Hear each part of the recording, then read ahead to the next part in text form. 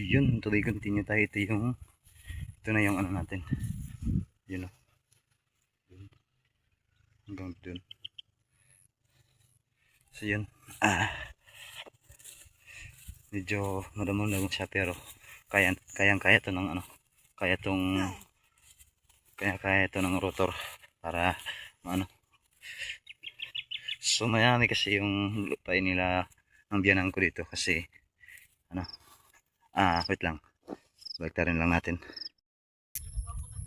For today's video yun mga kulit. Samahan nyo akong isa-share din natin yung tataniman namin ni area ng ano, kalabasa. So ibang area yung aming pagtataniman. So sasama na ako ni Papa Tani para para tingnan namin yung aming pagtataniman. So yun, tatawid na naman tayo ng ilog. Dito nasa ilog tayo.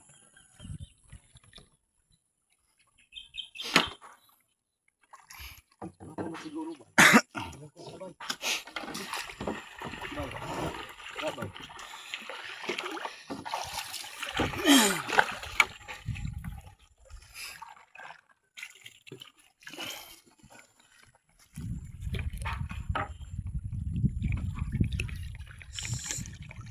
So yun, nakikita niyo yung ilog dito. Sobrang babaw na. Dumadaan yung mga ano dito, bangka. Masayad na yung pala. Sobrang babaw.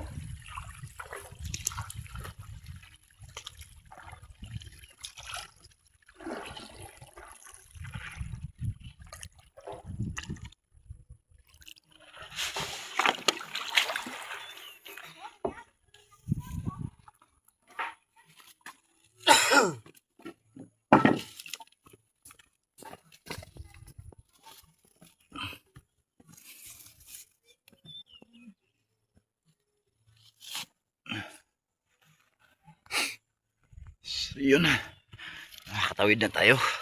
Kanina galing kami dito sa tinapakita ko sa inyo nung una kong vlog na ano, nag-aabuno kami at saka nag-estry. Yun din yung in-estryhan namin dati. Ito. So ang lalaki na ng mga kalabasa. Saka yun, tamang tama kasi ang aming dadaanan yan is yung daanan na first time ko palang maapakan ngayon, na madadaanan ngayon, yung kalsada ng kalsada nito sa Purok 13 tapos papuntang Sabang, yung dun mismong lugar nila Ate Aileen Galib. So tingnan natin kasi first time ko pa to ngayon kasi dito kami dadaan papunta dun sa area or sa sakahan na pagtataniman namin area ng ano, kalabasa.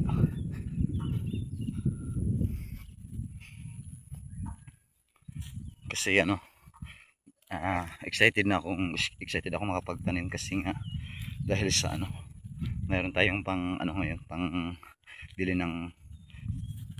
ng buto ng kalabasa at saka pangbili ng mga medisina para sa ano, sa abdamo. Kasi may biyaya na dumating sa atin. Doon talaga mga kulitis, nakikita ko is talagang napaka sa loob ko na naramdaman ko talaga yung pagmamahal ni God. Biyaya na galing kay God na dumating sa amin. May mga biyaya na dumating sa amin ngayong taon na to. So salamat dun sa hindi ko na babanggitin yung pangalan kasi nga is hindi papabanggit yung pangalan niya. So salamat dun sa nag-sponsor sa akin. Ngayon is may mapambili na kaming area ng buto ng kalabasa na aming itatanim sa aming sariling tanim. Yun. So yun, nandito na tayo sa gilid ng kalsada, sa mismong kalsada na dadaanan natin. Ito yung kalsadang papuntang Sabang. So yun, Ito yung portion na to, dito yung papuntang lapas. At ito naman yung portion na to na yung dun. Yun yung papuntang sabang sa mismong lugar niya na Ati Maninay. So yun, first time ko ito nakaano dito. So yun, kung nakikita nyo, puro damo at saka tamang-tama lang talaga yung mismong gulong lang talaga ang makakaano dito sa mismong linis ng daan sa gitna. Hindi makakadaan yung mga sasakyan na malalaki. Kumbaga yung ano lang talaga, habal-habal lang na motor yung makadaan dito. So yun, kung makikita nyo dito, puro kadamo. So, siguro, kasi sabi nga ng, ayun nga sa kasabihan, hindi rin naman natin kasi tulad dun sa amin, dun sa mismong Agusan Mars, is, ano yun, dati, baga kagubatan. Pero hindi namin akalain. Pero mga malilit pa lang kami nun. Ngayon, hindi namin akalain na, hindi namin akalain na, ano, yung highway na ngayon. Mismong kalsada na talaga siya ngayon. Totaling kalsada na. So, ito, mayroon ding posibilito na, ano, na magiging kalsada din to sa, ano, tamang panahon. So, yun. Medyo nangawit na yung aking kamay. I-update ko lang kayo pagdating natin dun sa area na aming isosorbe ni Papa Tanis na aming pagtataniman ni yan ng kalabasa. So, yun. I-update ko lang kayo. Thank you. Sila ng ano, yung may mga ito talaga hindi sa kanila mismo talagang lupain to. Baga ano, sinasangla sa kanila. Siguro hindi lang ito yung area nila. Maraming area na tinanggap nila sa ano. Kaya yun, kaya nagkaroon ng maraming ano sila area. So siguro bukas is magpapaano tayo bukas. Magpaparotor. So abangan nyo yun na lang yung ano natin sa pagpaparotor natin bukas. Kasi magpaparotor tayo para ano, para pagtatanim na natin. So yun, hanggang dito muna ang ating video. I-update ko lang kayo sa after day bukas sa pagrotor. Maraming salamat po sa walang sawang suporta niyo sa aking mga vlog kahit is ano, hindi maliwanag sa inyo. Pero salamat din kasi napansin nyo yung ating video. Hanggang sa muli. Thank you to all subscribers. Maraming salamat. Yeah. So yun, good morning everyone. So ito na yung ganap natin after kahapon. After ba?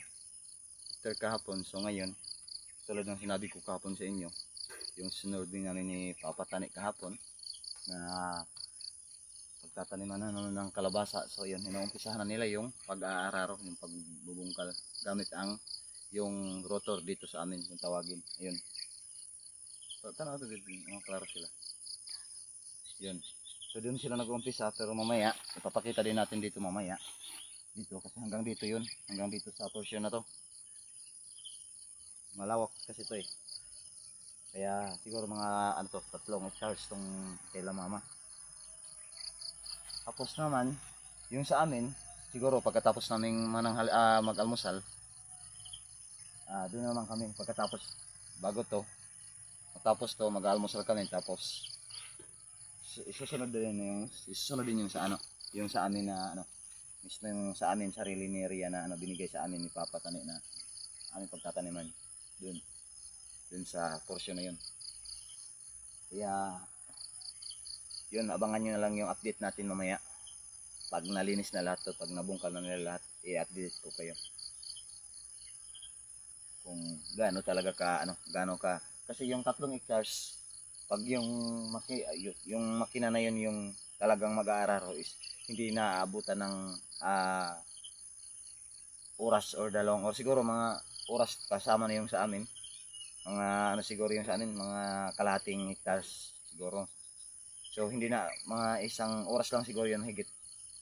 Kaya ganoon kabilis yung rotor dito pag nag-aararo. Yun nga lang, may kamahalan sa ano, may kamahalan sa bayad pag nagpaparotor ko kasi bawat hectares is nagkakahalaga ng ano 3.5 ang hectares dito, kaya yun yung ano nila pa, kasi mabilis kasi yung pagro-rotor. So yun, hanggang dito muna ating video. Update ko lang kayo mamaya sa next video natin. So yun, habang nagro-rotor pa dun, dito kami nag-ano ni Ria. Yun, ito yung tinatrabaho ko. Maaga pa kami dito. So nagluluto tayo ng kanin para ano, para sa pagkain ng mga, at saka dito may ano tayo dito, meron tayong hito dito na papaulam. So adubuin natin to, update nyo din kayo. Yun, yun o, may mga malalaking hito tayo, may dalag, yun, mayroon dalag, at saka yun hito. Hindi ko mahawakan hito kasi maano, magalaw, baka matinik tayo. Ayun, hito, ayun o, yun,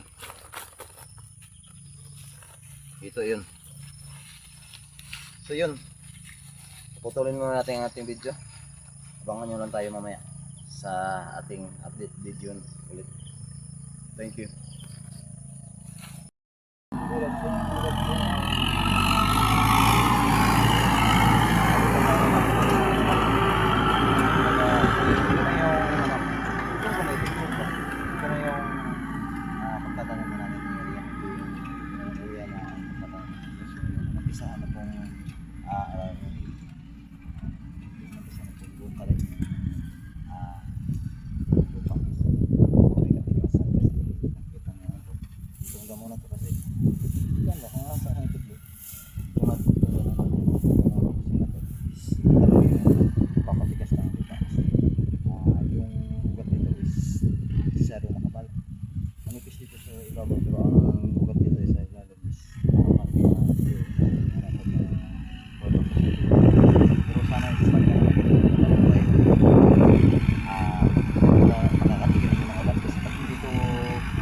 Babawas ng ulan, nahihirapan tayo magtanong na rin kasi nagsas ng lupa. Wala kami magpapatag na kasi pinapalaki ng lupa. Nahihirapan talaga ng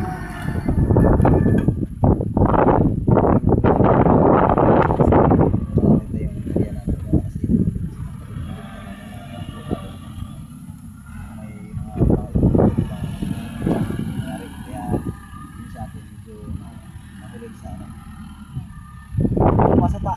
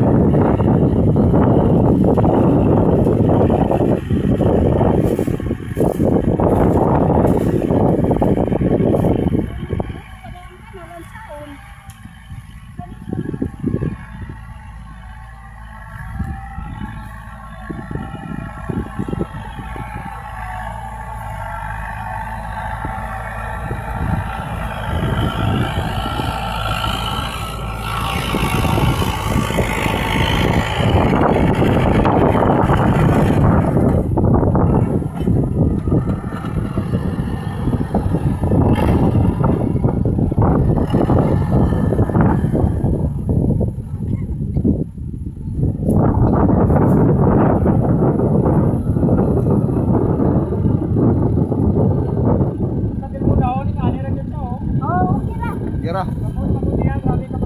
Kumbaga.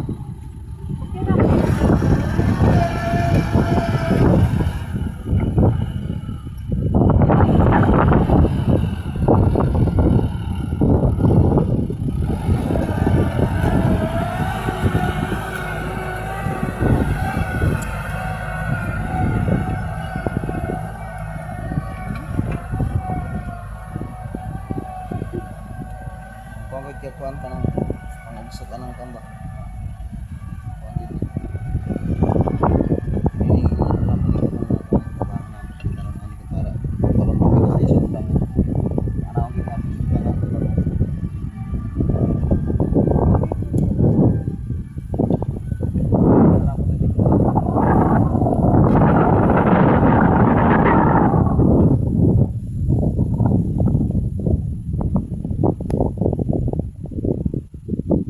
Ama.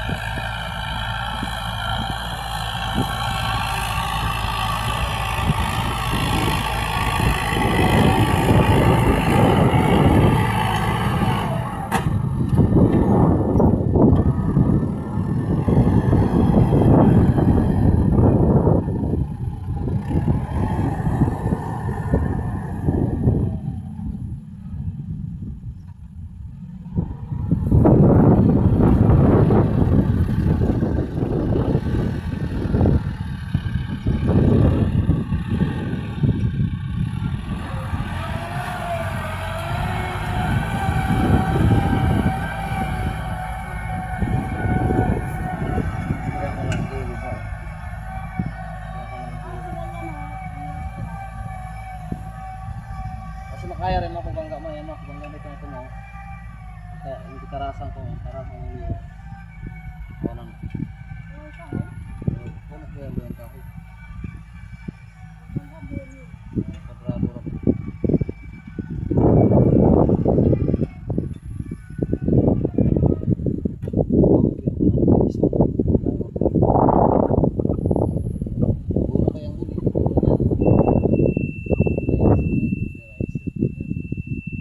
Fertilizer.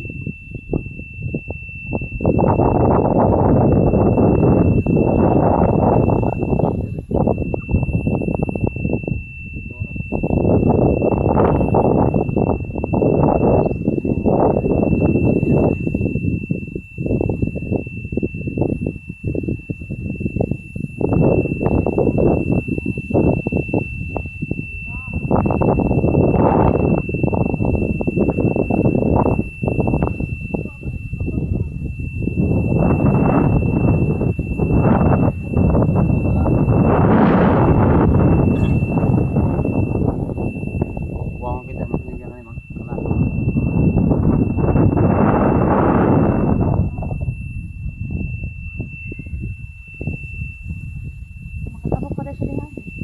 Ito agyo. Sila kita mga papatap.